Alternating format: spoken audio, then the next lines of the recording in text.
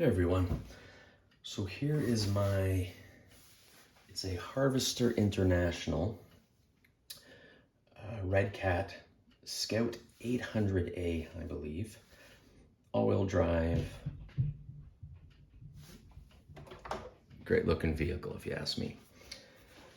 So quick overview and quick review on what I've done. So some quick things I've done to it is these are the stock tires, which are fine. They're pretty good tires. They're, for the weight of the vehicle, they're soft enough. I did the Endura deep dish white wheels on this. I thought it looked better. The stock rims were, I don't know, they were too busy for me. And then I bought some wheel caps for it. I can't remember. It did say RC on them. Pretty sure I got them through Amazon or AliExpress. I will put the link. They're 20 bucks. They come with a little adapter. They're pretty cool looking, other than having an exposed nut there. Other than that, I got my driver in there, which I tell my wife he looks just like me, but he's more handsome and well built. Threw a few accessories. In the back, I don't know, this is my thing. I've got this thing for antennas lately. I'm throwing all these antennas on these vehicles because they're cheap and I just think it looks good. On the top here, it was very open.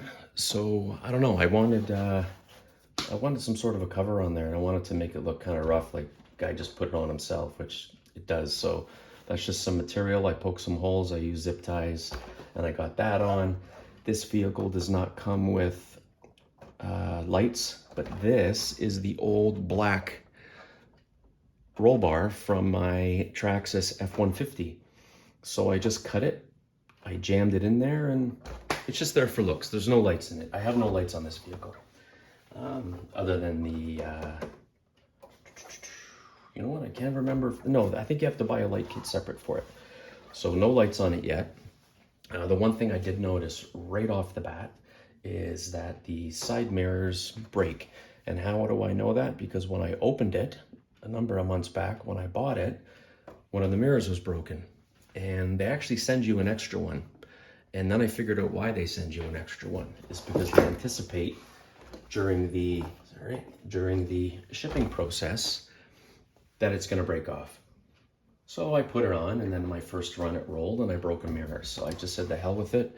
I just put a couple screws in either side and said we're going to go mirrorless on this thing. What else? Nothing on the out.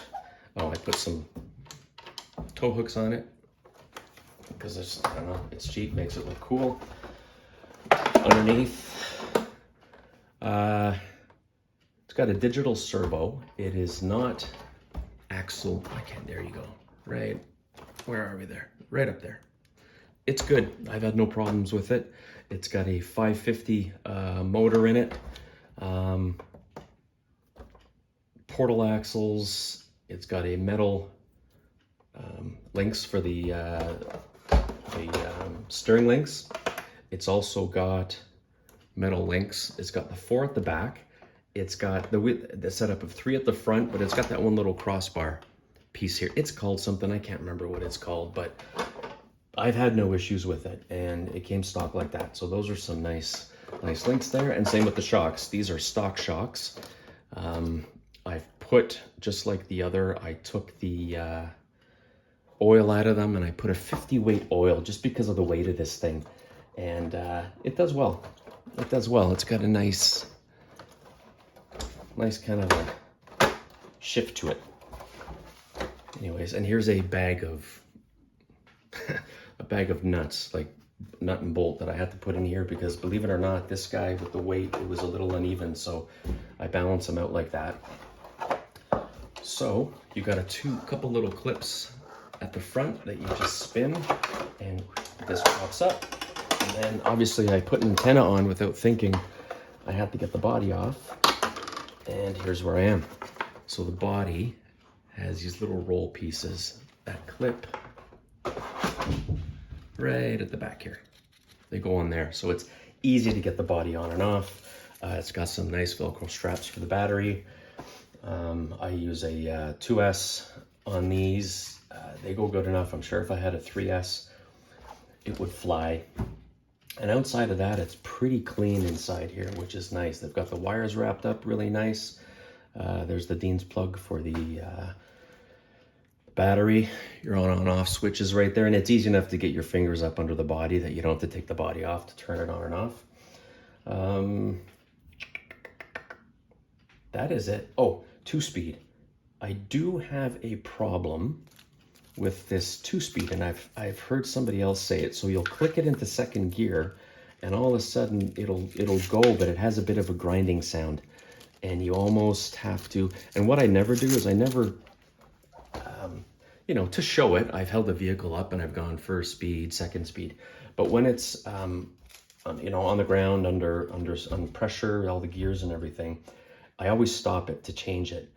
And they say sometimes it doesn't change quite all the way and I get that grinding sound. So sometimes I've had to stop, do it again and go.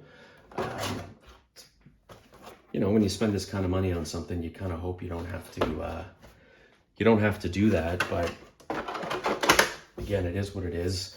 Once you do that, it runs fine. It doesn't happen all the time, to be honest. So it's not a huge deal, but it might be something I look at in the future. That is it. The Redcat Scout.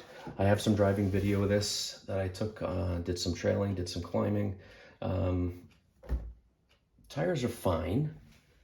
They're not, like they're good. They got a nice tread on them and everything, but it's like everything else. I think I take these out sometimes, and I've seen videos where people are trying to climb and they're like, it's got no grip, it won't climb.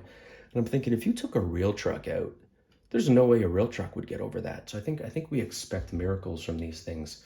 So you know what, when I go and I just climb over a rock, I'm like, yeah, good day. I climbed over a rock and a stick. I'm happy with it.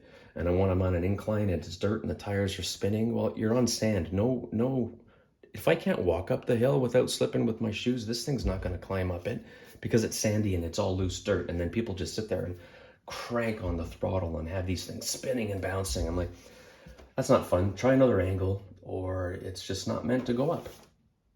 These things aren't spiders. They're not meant to climb walls, right? So there it is. There's my Redcat. That's all I've done with it. Like I said, I've got my standard. I said in another video, for some reason my go-to is a gas can and a fire extinguisher, because I think all of my vehicles are going to catch fire and I'm going to need to extinguish, or no, yeah, are going to need gas for some reason. And then they're going to catch fire, so I'm going to have to extinguish them. But nice detailed, I don't know if you can see the interior in there past the bulky version of myself, but it's got a nice detailed interior, nice seats. If you can see, his legs are too short. They don't quite go down. So he puts them up against the dashboard, but it's a nice detailed dash. You get some nice stickers to put on the doors on the inside. It's, you know what, I think this is well worth the money.